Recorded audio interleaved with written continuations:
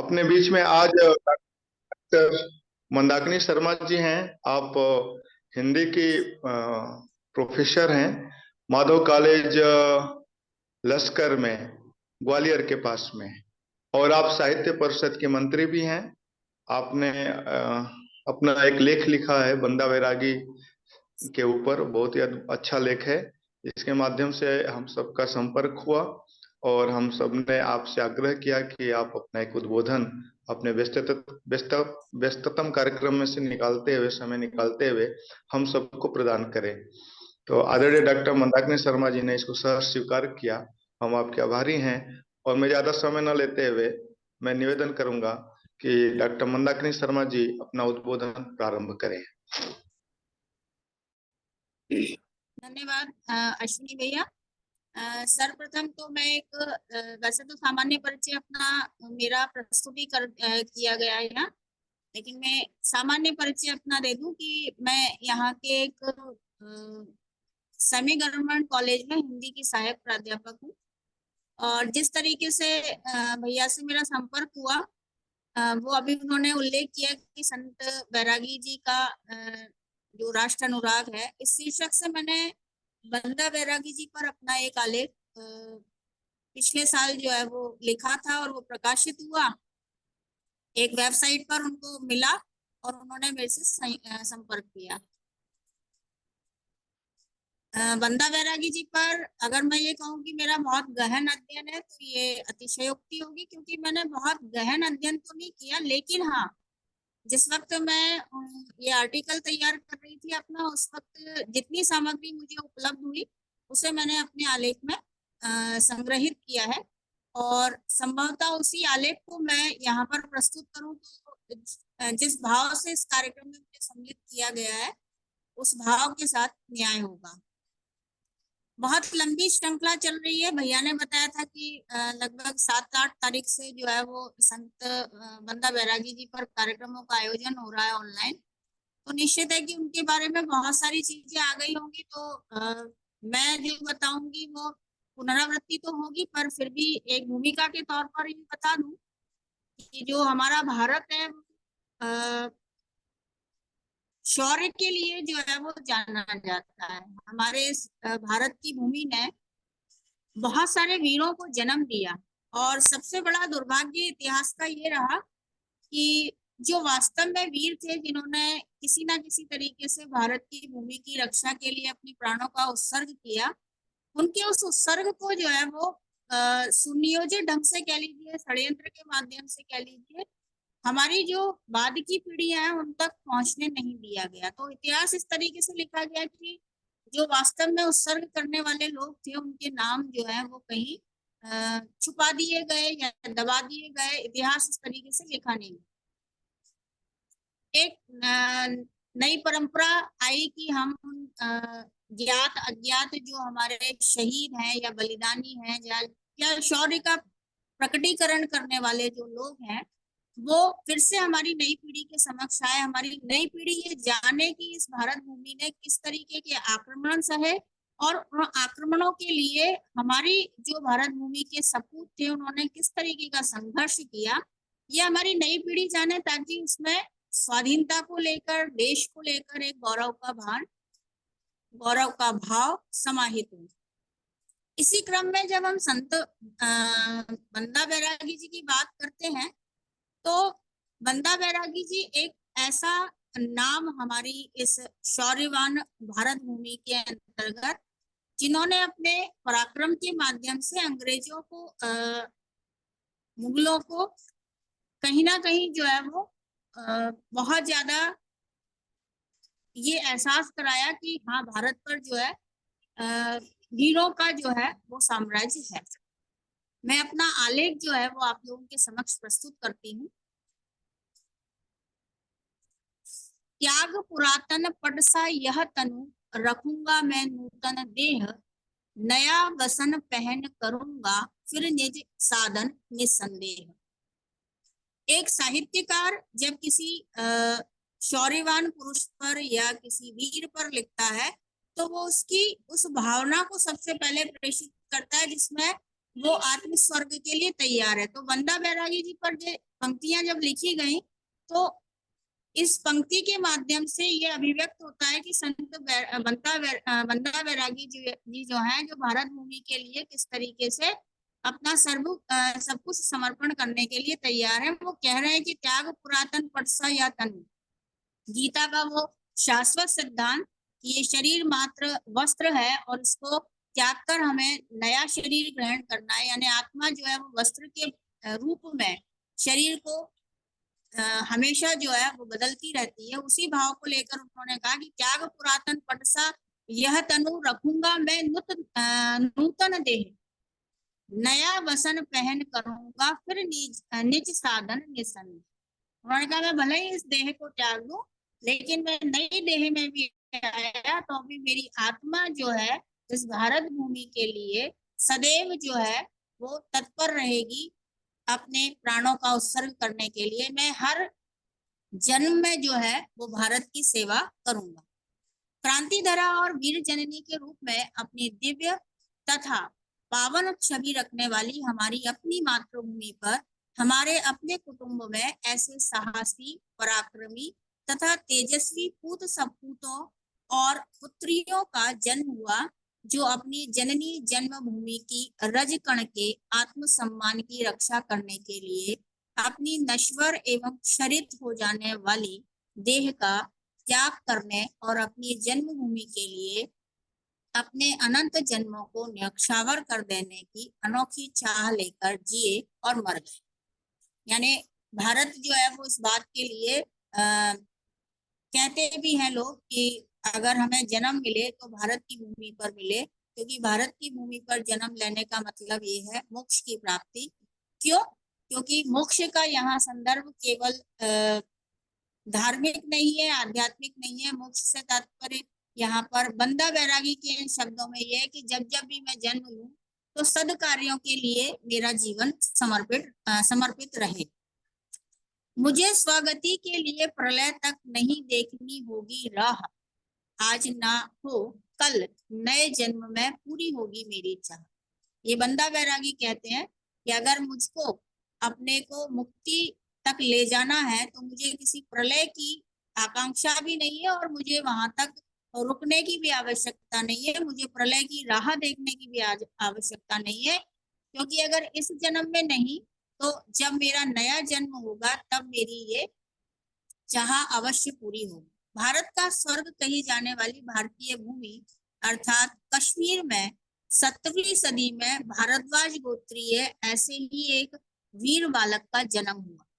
इस शौर्यवान बालक के भारत की इस पवित्र धराधाम में आने की यह घटना विक्रम संवत 1727 कार्तिक शुक्ल पक्ष त्रयोदशी अर्थात 1670 ईस्वी की है।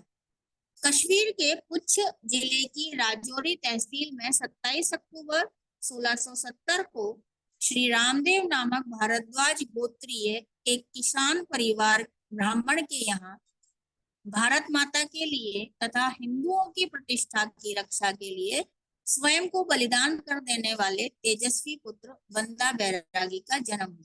यहाँ मैंने हिंदुओं की प्रतिष्ठा की रक्षा करने वाले जो वाक्य है उस पर जोर इसलिए दिया है कि वास्तव में जो है वो हिंदुओं की प्रतिष्ठा के लिए जिन लोगों ने कार्य किया, ऐसे शौर्यवान, ऐसे वीर पुरुषों का जो है वो उल्लेख इतिहास से हटा दिया गया। तो यहाँ इस बात पर मैं विशेष रूप से जोर दे रही हूँ कि बंदा बैरागी जी ने हिंदुओं की प्रतिष्ठा के लिए, उसकी रक्षा के लिए जो है वो अपना बलिदान किया। बंदा बैरागी अपने प्रारंभिक जीवन में अर्थात जन्म से लेकर 15 वर्ष की आयु तक लक्ष्मण देव के रूप में पहचाने जाते रहे, किंतु अपने जीवन के 15वें वर्ष में जब उनके हाथों एक गर्भवती हिरणी का वध हो गया, तब जीवन जिसकी इच्छा पर उसकी इच्छा पर मृत्यु जैसे रहस्य को जान लेने के कारण उन्हें संसार के सारे कार्य उद्योग के लिए निर्मोही बना दी। हमारे यहाँ बहुत सारे घटनाक्रम ऐसे हैं। भागवत में राजा भरत का भी कथानक आया है कि उनको भी जो है वो एक जीव के कारण मोह भी हुआ और उसी जीव के कारण उनको मोक्ष की भी प्राप्ति हुई। हमारे यहाँ जैन अगर धर्म में हम जाते हैं तो वहां पर भी हमको बहुत सारे तीर्थंकरों के इसी प्रकार से वैराग्य की कथाएं हमें मिलती हैं। हमें गौतम बुद्ध के रूप में, जो महात्मा गौतम बुद्ध हमारी धरती पर हुए हैं, भारत की भूमि पर हुए हैं, उनके वैराग्य के अंतर्गत भी ऐसी ही कोई घटना जो है वो निहित है।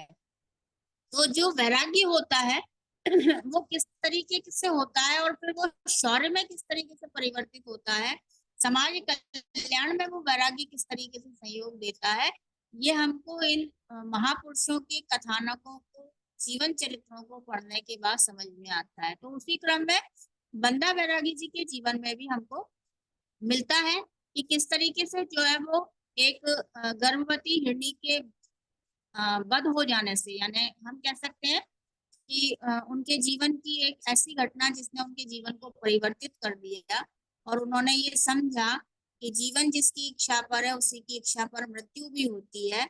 और इस रहस्य को जानते ही वे संसार के सारे जितने भी उद्योग हैं, जितने भी कार्य व्यापार हैं, जिनके कारण मनुष्य मोह और बाकी विकारों में लिप्त होता है, उनके प्रति वो निर्मोही हो गए। अतः इस मोह भंग की अवस्था के चलते बंदा बैरागी ने घर का त्याग कर दिया। और निश्चित है जब हम मोह भंग की स्थिति में आते हैं तो सबसे पहले हम परिवार को ही त्यागते हैं।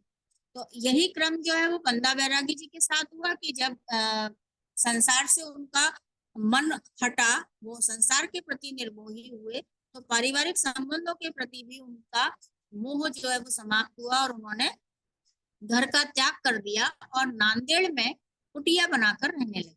बाबा जानकीदास और बाबा रामदास जैसे गुरुओं का आशीर्वाद और आश्रय पाकर वे लक्ष्मण देव से माधोदास बैरागी बन गए। और इसके बाद बंदा बैरागी का शांति एवं सद्भाव की पगडंडी पर चलने वाला सन्यासी जीवन प्रारंभ हुआ। जब बंदा बैरागी नांदेड़ के आश्रम में निवासरत थे, तब सिखों के 10वें गुरु गुरु गोविंद सिंह जी ने आकर उन्हें हिंदुओं तथा सिखों पर मुगलों के द्वारा किए जा रहे अत्याचारों, जैसे गुरु गोविंद सिंह के बेटों को जिंदा दीवार में चिनवा देना, गुरु तेग बहादुर का सिर काट देना तथा अनेक हिंदुओं को मौत के घाट उतार देने जैसी घटनाओं से अवगत कराए। और संन्यास से भी ऊपर उठकर मातृभूमि की रक्षा के लिए सैन्य जीवन जीने के लिए यह कहते हुए प्रेरित किया, यह लो अमर कटारी यवनों के लोहू से स्नात, अब निश्चय मैं देख रहा हूँ भारत का अरुण प्रभा। ये बात सही है कि भारत को स्वाधीनता दिलाने में सन्यासियों का भी बहुत बड़ा योगदान रहा है। आनंद मठ जैसा जो उपन्यास है वो हमको इस बात से अवगत कराता है, हमारे संज्ञान में ये बात लाता है कि किस तरीके से सन्यासियों ने भी आवश्यकता पड़ने पर स्वाधीनता के संग्राम में अपना सहयोग किया।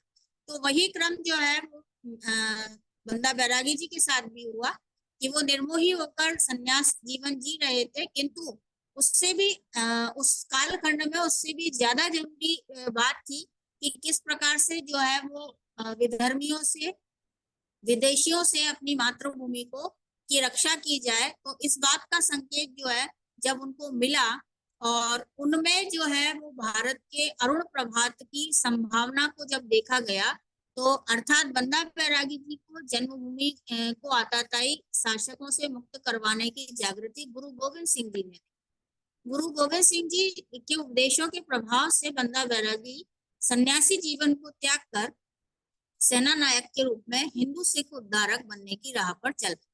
यानी जैसे ही मार्गदर्शन मिला और उनको ये समझ में आया कि निर्मोह से ऊपर जो है वो मातृ भक्ति है, मातृभूमि की सेवा है, तो उन्होंने सन्यासी जीवन को त्याग कर फिर सेना नायक होने का, यानी मातृभूमि की रक्षा के लिए एक वीर सपूत होने का की राह को अनुसरण किया। यदा यदा ही धर्मस्य ग्लानिर्भवति भारत अभ्युत्थानम अधर्मस्य तदात्मानं सृजाम्यहम्। श्लोक का जप करते हुए बंदा बैरागी जी ने विधर्मियों के विरुद्ध धर्म युद्ध का शंखनाद किया और सर्वप्रथम गुरु तेग बहादुर का शीश काटने वाले जलालुद्दीन का सिर काटा। इसके बाद गुरु गोविंद सिंह के बेटों की हत्या करने वाले सरहिंद के नवाब वजीर खान को मारा। 12 मई 1710 ईस्वी को हुए इस निर्णायक युद्ध को इतिहास में छप्पर चिरी की लड़ाई के नाम से जाना जाता है। अब आप देखिए कि किस तरीके से भारतीय शौर्य परंपरा जो है वो हमारे सामने आती है कि हमारे यहाँ संन्यास में निहित जो त्याग की भावना है उसको किस तरीके से राष्ट्र सेवा के लिए हम उपयोग कर सकते हैं। ये बंदा बैरागी जी जैसे जो हमारे यहाँ वीर सपूत हुए हैं उनके जीवन को पढ़कर समझकर हम जान सकते हैं। और निश्चित ही ये सत्य जो है वो हमारी नई पीढ़ी के सामने आना अनिवार्य है। इस विजय के साथ ही बंदा बैरागी के नेतृत्व में हिंदुओं तथा सिखों का साम्राज्य सरहिंद से लेकर लाहौर और अमृतसर की सीमा तक विस्तारित हो गए। बंदा बैरागी के शौर्य तथा पराक्रम के बल पर खालसा नाम से सिख राज्य की स्थापना भी हुई। भारत जैसी क्रांति धरा के बंदा बैरागी जैसे वीर ने मुगलों की निरंकुशता पर अंकुश लगाने के लिए लगभग 14 युद्ध लड़े, जिनमें से 6 लड़ाई बंदा बैरागी के सेना नायकत्व में सिखों द्वारा जीती गई। बंदा बैरागी द्वारा मुगलों की नींव हिला देने वाली ये महत्वपूर्ण लड़ाइयां निम्नलिखित हैं। अब बंदा बैरागी जी ने सेना नायक के रूप में जो भारत भूमि की सेवा करी उसको क्रम से यानी उनके द्वारा जो युद्ध लड़े गए उनको क्रम से यहाँ प्रस्तुत कर रहे हैं कि पहली जो है वो 1719 में सोनीपत की लड़ाई हुई जिसमें मुगलों के विरुद्ध बंदा बैरागी के नेतृत्व में सिखों ने अपने शौर्य का प्रदर्शन करते हुए एक निर्णायक लड़ाई लड़ी और विजय प्राप्त। 1709 में ही समाना की लड़ाई बंदा सिंह बहादुर और सहूलियत मुगल सरकार के बीच हुई। इस लड़ाई का परिणाम भी बंदा बैरागी की विजय ही रहा। 12 मई 1710 में छप्पर चिरी की लड़ाई जिसे सरहिंद की लड़ाई के नाम से भी जाना जाता है, इस लड़ाई में बंदा बैरागी के साथ बाबा बाज सिंह, विनोद सिंह तथा भाई फतेह सिंह जी ने भी अपने पराक्रम का परिचय देते हुए मुगलों से जमकर युद्ध किया। इस लड़ाई में बंदा बैरागी ने गुरु गोविंद सिंह जी के बच्चों को मारने वाले वजीर खान को दंड स्वरूप मृत्यु दी। वजीर खान की सेना का पराजित होना सिखों और हिंदुओं के लिए गौरव का विषय था। उनके खोए हुए आत्मविश्वास को संबल मिला। जैसा कि इतिहास में बताया जाता है कि हिंदू जो है वो डरपोक हैं या हिंदुओं ने जो है वो कायरता का प्रदर्शन किया, तो बंदा बैरागी जी का अगर इतिहास पढ़ते हैं हम तो हमें पता चलता है कि वास्तव में हिंदू जो है वो किस तरीके से संघर्षशील थे और शौर्य के साथ उन्होंने संघर्ष किया। और भी बहुत से ज्ञात अज्ञात वीर हमारे यहाँ उपस्थित हैं जिनका इतिहास अगर सामने आता है तो हमारी नई पीढ़ी जो है वो इस बात को लेकर गौरव से भर जाएगी कि हिंदू जो है उनके रक्त में शौर्य किस तरीके से प्रवाहित होता है। 1710 ईस्वी में ही सरोड़ा की लड़ाई बंदा बैरागी जी के नेतृत्व में सिखों ने सैयदों तथा शेखों की संयुक्त सेना के साथ लड़ी। इसमें भी बंदा बैरागी जी ने उस्मान खान को हराकर सरोड़ा पर अपना आधिपत्य स्थापित किया। जुलाई 1710 ईस्वी में सहारनपुर की लड़ाई में भी मुगल सेना को बंदा बैरागी और उनकी सेना ने पराजित किया। 11 अक्टूबर 1710 ईस्वी में राहोन की लड़ाई हुई जिसमें बंदा बैरागी ने उस्मान खान को पराजित किया। इस प्रकार बंदा बैरागी ने मुगल शासकों के साथ लड़ाई कर हिंदुओं के खोए हुए स्वाभिमान की रक्षा की और उन पर हुए अत्याचार का वीरतापूर्ण उत्तर भी दिया। मुगलों से अपने शौर्य पराक्रम तथा वीरता का लोहा मनवा लेने वाले इस ब्राह्मण वंशीय हिंदू केसरी सेनानायक को फरवरी 1716 में विधर्मियों द्वारा बंदी बना लिया गया। फरुख सियार और अब्दुल समद खां की सम्मिलित सेना का दिसंबर 1715 ईस्वी से फरवरी 1716 ईस्वी तक डटकर सामना करने के बाद यह वीर सैनिक अपने 784 बहादुर साथियों के साथ गुरुदास नंगल गांव में कैद कर लिया गया। मुगलों की कैद में रहते हुए बंदा बैरागी ने लगभग 5 महीने तक घोर यातना भोगी। यानी शौर्य का प्रदर्शन करने वाले जब विधर्मियों के कैद में आए तो निश्चित है कि अमानवीय अत्याचारों का उनको सामना करना पड़ा और वही स्थिति जो है वो बंदा बैरागी जी के साथ भी हुई।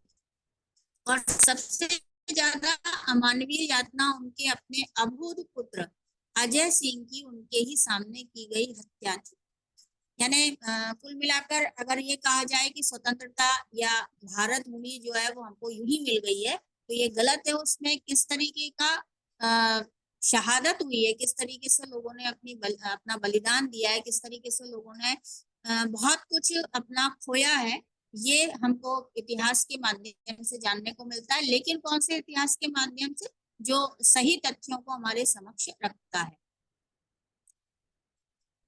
सभी यातनाओं को हंसते हंसते सह लेने वाले बंदा बैरागी से जब उनके धैर्य के लिए अचंभित हो पूछा गया, यानी भारत माता के इन पुत्रों से जब ये पूछा गया, किसी से भी पूछा जाता है, चाहे वो भगत सिंह की बात करें, चाहे चंद्रशेखर की बात करें, इनसे जब ये पूछा जाता है कि आप इतने अत्याचार और इतने कलेशों को कैसे सह लेते हैं, तब उनका उत्तर जो है क्या होता है कि इतनी पीड़ा मिलने पर भी तुम कैसे प्रसन्न हो। तब बंदा बैरागी ने कहा, जो आत्मा के स्वरूप को पहचानता है वह इस बात को भी जानता है कि आत्मा अमर है तथा दुखातीत है। यही स्थिति भगत सिंह की भी थी। उन्होंने भी यही कहा कि मैं बहुत जल्दी मरकर दोबारा भारत में जन्म लेना चाहता हूँ। यही विवेकानंद जी ने भी कहा कि मैं जल्दी से जो है वो अपना इस जन्म का कार्य पूरा करके दोबारा आना चाहता हूँ, ताकि मैं और ऊर्जा के साथ कार्य कर सकूं। मुगलों का एक सूत्रीय एजेंडा की तलवार और अत्याचार के बल पर हिंदुओं से धर्म परिवर्तन करवाना का इस निष्काम कर्मयोगी पर लेश मात्र भी प्रभाव नहीं। यानी या तो तलवार की दम पर या अत्याचार की दम पर धर्म परिवर्तन कराने का जो मूल मंत्र है विधर्मियों का, वो बंदा बैरागी पर भी कहीं उन्होंने लागू करने का प्रयत्न किया। पर बंदा बैरागी जैसा त्यागी निर्मोही जो है वो उस बात से ना तो प्रभावित हुआ और ना ही भयभीत हुआ। प्रभाव नहीं हुआ। मानसिक और शारीरिक पीड़ाओं को पीड़ाओं के चक्रव्यूह में फंसे रहना स्वीकार किया, किंतु फिर भी ये वीर सेनानी मुगलों के सामने ना झुका और ना ही डरा, बल्कि ऐसी विकट परिस्थितियों में भी निम्बार्क संप्रदाय और निर्मोही अखाड़े के संत महंत किशोरदास जी के निर्मोही अखाड़े मठ से अपनी युद्ध नीति तैयार करने वाले इस दिव्य त्यागी ने गीता ज्ञान का स्मरण रखते हुए बादशाह से निडर हो कह दिया, आत्मा न मरता है न मारता है, सुन मेरी गीता का ज्ञान। यानी इतनी विषम परिस्थितियों में भी अपना आत्मबल न खोना, ये भारत भूमि पर जन्मे हुए वीरों की एक विशेषता है। और गीता जैसा ग्रंथ जो है वो हम लोगों को कहीं आत्मविश्वास आत्मबल से भरता है। ये बंदा बैरागी जी ने जो मुगल बादशाह को उत्तर दिया, उससे हमें समझ में आता है कि जो गीता कहती है कि आत्मा ना मरता है ना मारता है, सुन मेरी गीता का ज्ञान, जो बंदा बैरागी जो है वो निडर होकर बादशाह से कहते हैं। और 9 जून 1716 ईस्वी को इस बलिदानी ने हिंदू उत्थान यज्ञ में अपने प्राणों की दिव्य आहुति दे दी।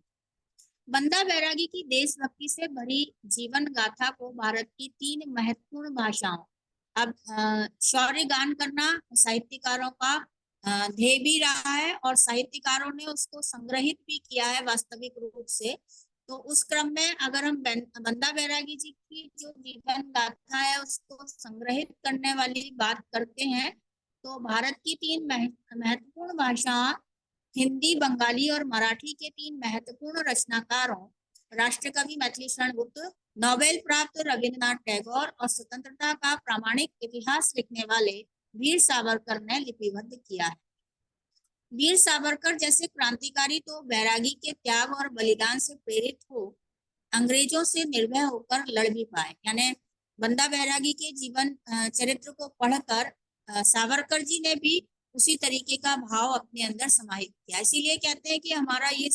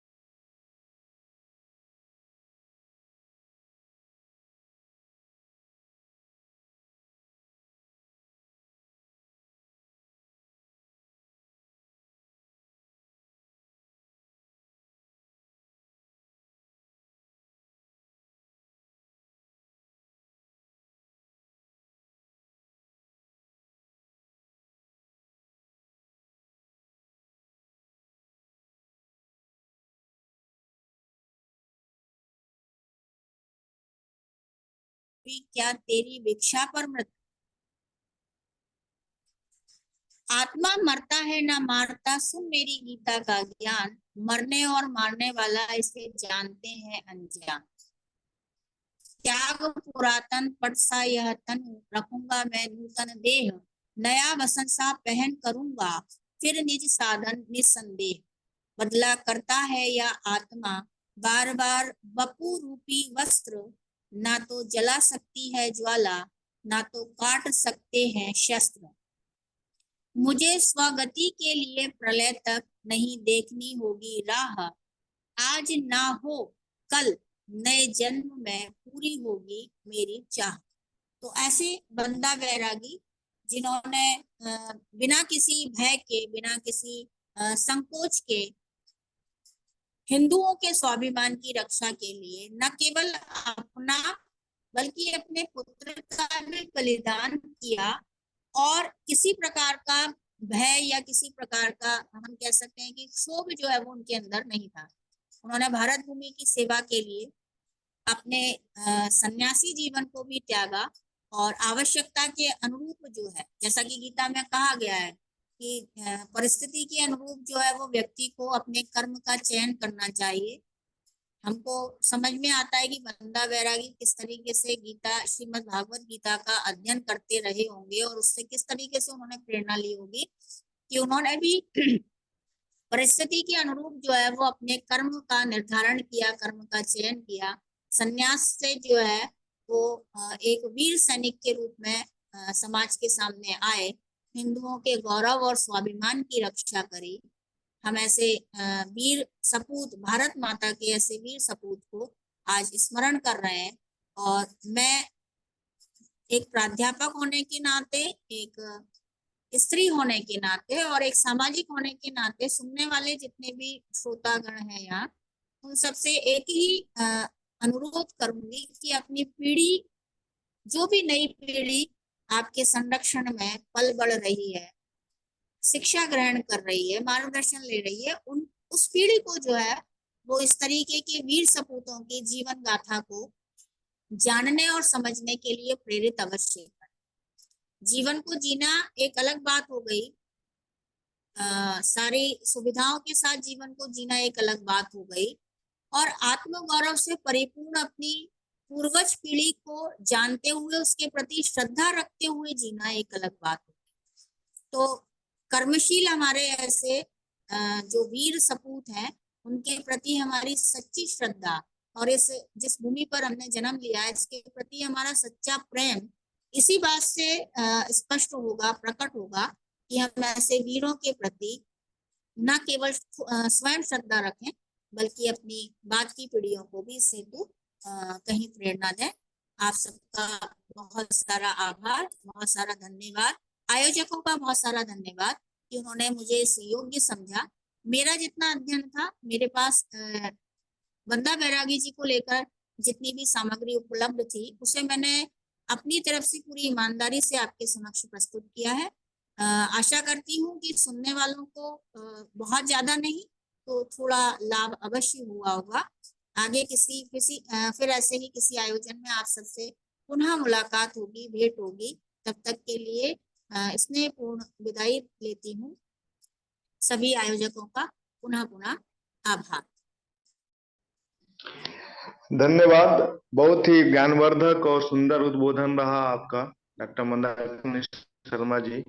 इसके लिए हम सावरकर विचार मंच की तरफ से आपको सादर धन्यवाद ज्ञापन करते हैं और आगे भी आपका मार्गदर्शन हम सबको मिलता रहेगा, ऐसी अपेक्षा के साथ इस पूरे व्याख्यान श्रृंखला का आज अंतिम व्याख्यान था। आगे फिर अन्य महापुरुषों को भी हम लोग योजना बना रहे हैं कि ऐसे ही वर्चुअली हम ज्ञान माने ऐसे व्याख्यान आयोजित करेंगे। और आपको पुनः कोटि कोटि धन्यवाद देते हुए आज का कार्यक्रम हम लोग पूर्ण करते हैं। धन्यवाद।